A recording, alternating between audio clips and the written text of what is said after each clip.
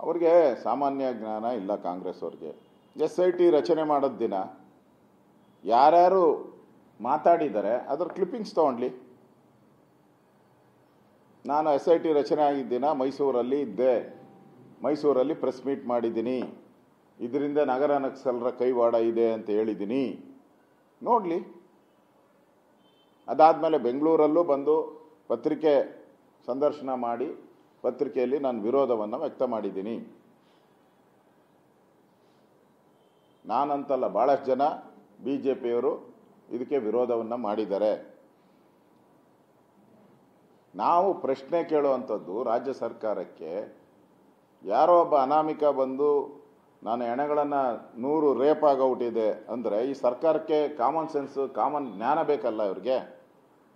ಇಂಥ 21ನೇ ಶತಮಾನದಲ್ಲಿ ಈ ಥರ 100 ರೇಪ್ಗಳು ಮಾಡಿದ್ರೆ ಈ ರಾಜ್ಯದಲ್ಲಿ ಹಂಗಾರೆ ಕಾನೂನು ಸುವ್ಯವಸ್ಥೆ ಇದೆಯಾ ಅಂತ ನಾವು ಗೂಂಡಾ ರಾಜ್ಯ ಆಗೋತೈತೆ. ಆಮೇಲೆ ನಮ್ಮದು ಕರ್ನಾಟಕ ಗೂಂಡಾ ರಾಜ್ಯ ಆಗೋಗಿರ್ತೈತೆ.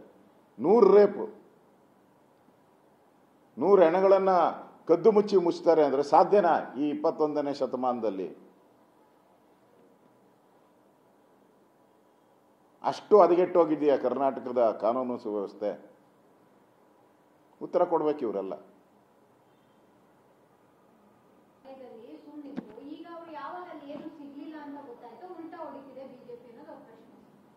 ಅವ್ರಿಗೆ ಸಾಮಾನ್ಯ ಜ್ಞಾನ ಇಲ್ಲ ಕಾಂಗ್ರೆಸ್ ಅವ್ರಿಗೆ.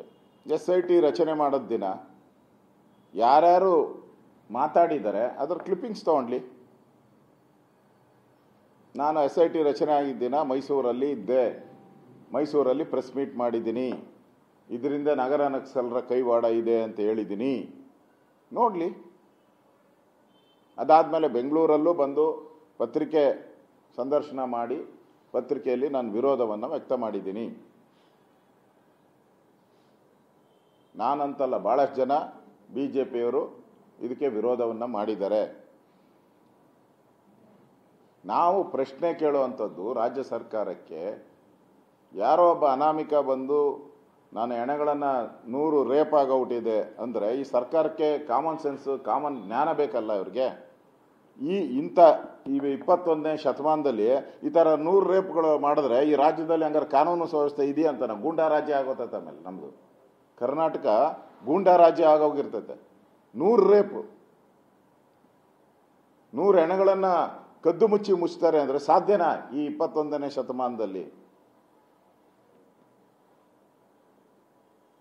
ಅಷ್ಟು ಹದಗೆಟ್ಟೋಗಿದೆಯಾ ಕರ್ನಾಟಕದ ಕಾನೂನು ಸುವ್ಯವಸ್ಥೆ? ಉತ್ತರ ಕೊಡ್ಬೇಕು ಇವರೆಲ್ಲ.